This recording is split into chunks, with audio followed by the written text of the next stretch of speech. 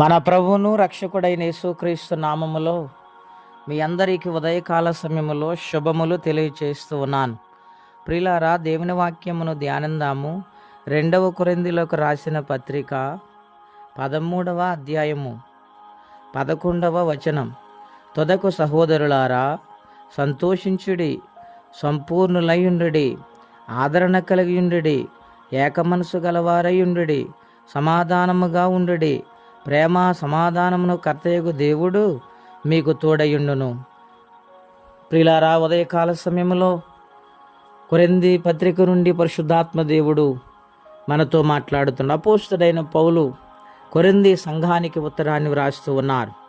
ఈ యొక్క అంశములో ఏమని వ్రాయబడిందంటే, ఓ కొరింథీలారా, కొరింథీలో ఉన్న సంఘస్థులారా, మీరందరూ ఒకరి ఎడల ఒకరు ప్రేమ కలిగి ఉండాలి, సంతోషముగా ఉండాలి, ఏక మనసు మీకు ఉండాలని మాట్లాడుతూ ఉన్నారు. ఇక్కడ ఎందుచేతననగా కలతలు ఉన్నాయేమో సంఘములో, గనుక ఒకరికొకరు భేదాభిప్రాయాలు కలిగి ఉన్నారేమో, అందుకనేమో ఈ మాటలు వ్రాస్తూ ఉన్నారు.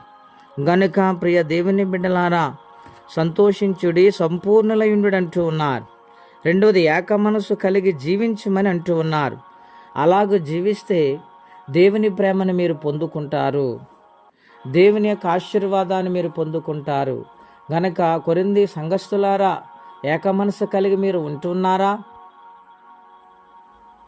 ఒకరినొకరి ఎడల ప్రేమ కలిగి జీవిస్తున్నారా? అలాగ ఉండి భక్తిని మీరు కొనసాగించగలిగితే దేవుడు ఖచ్చితంగా మిమ్మల్ని ఆశీర్వదిస్తానని వాగ్దానము చేస్తూ ఉన్నారు. గనుక దేవుని ప్రేమను పొందుకుంటూ ముందుకు సాగిపోవాలని పత్రిక ఆయన వ్రాస్తూ ఉన్నాడు.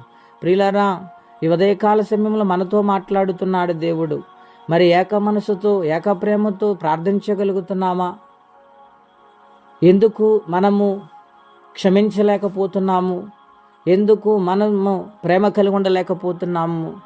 ఒకసారి ఆలోచన చేసి సాధ్యమైనంత వరకు ప్రతి ఒక్కరితో సమాధానముగా, ప్రేమగా ఉండే మనస్సు మనం కలిగి ఉందాము. దేవుని ఆశీర్వాదం పొందుదాము.